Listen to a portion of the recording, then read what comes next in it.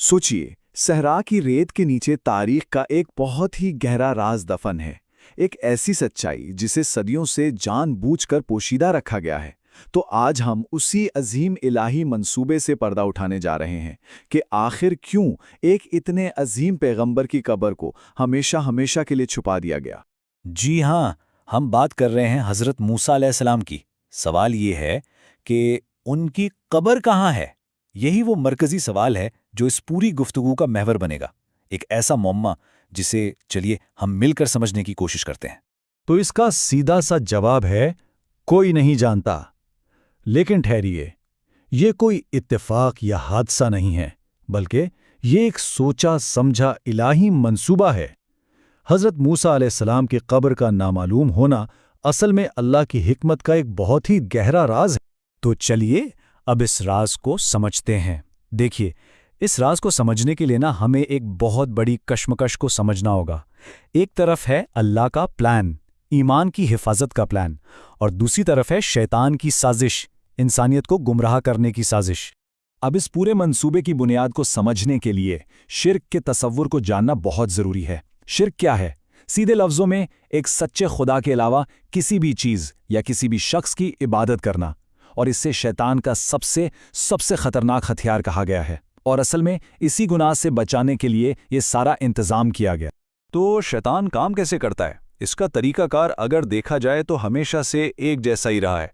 वो नेक लोगों की कब्रों को टारगेट करता है, फिर लोगों की जो हद से ज़्यादा अकीदत होती है ना, उसका फ़ायदा उठाता है।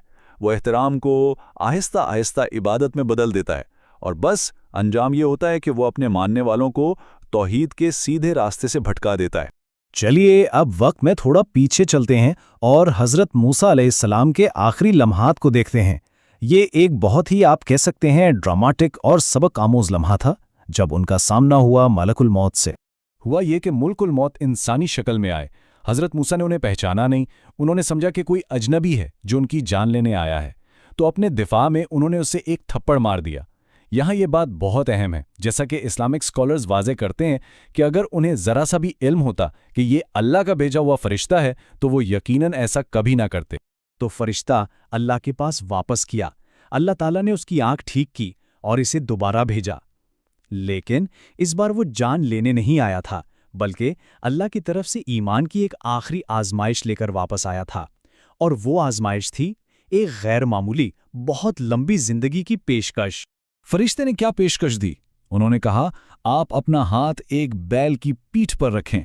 आपके हाथ के नीचे जितने जितने भी बाल आएंगे, आपको हर एक बाल के बदले में 1 साल की जिंदगी दी जाएगी। जरा तसव्वुर कीजिए, हजारों साल की जिंदगी। क्या सुनहरी मौका था ये। लेकिन हज़रत मूसा अलैहिस्सलाम, जो अल्लाह के अजीम उश शान पैगंबरों में से थे, उन्होंने इस लामुतनाही जिंदगी की पेशकश पर सिर्फ एक सवाल पूछा। एक ऐसा सवाल जो दुनिया की सारी चमक दमक को चीरता हुआ सीधा असल हकीकत तक जा पहुंचा। उन्होंने पूछा, ऐ मेरे रब, इतनी लंबी, इतनी तवील जिंदगी गुजारने के बाद मेरा आखिरी अंजाम क्या होगा? फरिश्ते का जवाब बिल्कुल सादा, मुख्तसर और हतमी था, फिर मौत।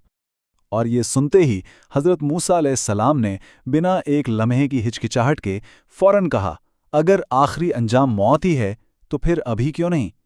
उनका ये फैसला कौन और ईमान अफरोज़ जवाब साफ साफ जाहिर करता है कि उनके नज़दीक इस दुनिया की ज़िंदगी की ख्वाहिश से कहीं बढ़कर अपने रब से मुलाकात की चाहत थी। सुबहान अल्लाह। हज़रत मूसा का ये फैसला उनके ईमान की गहराई को दिखाता है।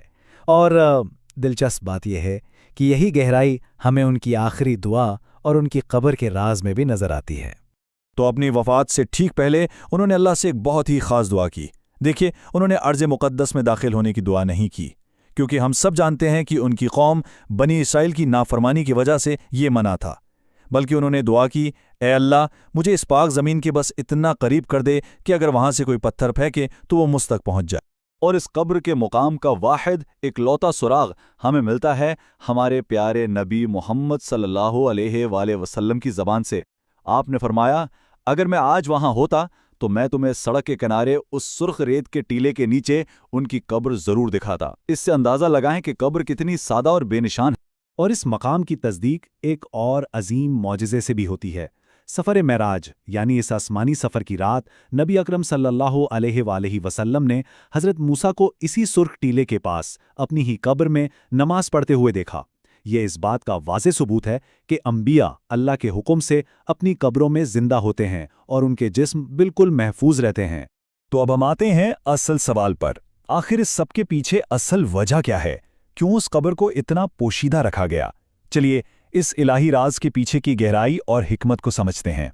تو اس پوری حکمت عملی کا مقصد کیا تھا؟ دیکھیے، بنی اسرائیل کی تاریخ ہمیں بتاتی ہے کہ وہ بہت آسانی سے بہک جاتے تھے۔ یاد ہے نا، جب حضرت موسیٰ صرف 40 دن کے لیے کوہ طور پر گئے تھے تو انہوں نے کیا کیا؟ سونے کا بچڑا بنا کر اس کی پوجا شروع کر دی۔ اب ذرا خود سوچئے، اگر ان کے سامنے ان کے پیغمبر کی ایک واضح قبر موجود ہوتی تو کیا ہوتا؟ یہ لازمی تھا کہ وہ بہت جلد ایک مزار بن جاتی اور لوگوں کا احترام آہستہ آہستہ شرک میں بدل جاتا۔ اس نقطے کو سمجھنے کا سب سے بہترین طریقہ ہے فرعون اور حضرت موسیٰ کے انجام کا موازنہ۔ ایک طرف فرعون جس نے خدائی کا دعویٰ کیا، اس کا جسم آج ایک عجائب گھر میں سب کے سامنے تکبر کا سبق بن کر پڑا ہوا ہے، اور دوسری طرف حضرت موسیٰ جنہوں نے ایک خدا کی عبادت کی، ان کا جسم ایک محفوظ راز ہے جو ایمان کا سبق سکھاتا ہے۔ کتنا واضح فرق ہے نا؟ تو اس پوری کہانی سے ہمیں سبق کیا ملتا ہے؟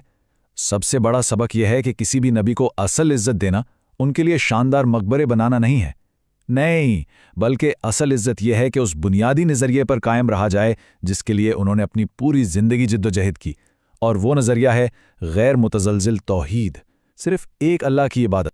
تو آخر میں یہ سوال ہم سب کے ذہنوں میں رہ جاتا ہے کہ اصل حقیقی عزت آخر ہے کیا؟ ایک شاندار عالی شان مقبرہ یا پھر ایک لازوال پیغام؟ اللہ تعالیٰ نے حضرت موسیٰ علیہ السلام کو ان کے پیغام کی حفاظت کر کے وہ عظیم عزت دی، نہ کہ ان کی قبر کو دنیا کے سامنے ظاہر کر کے۔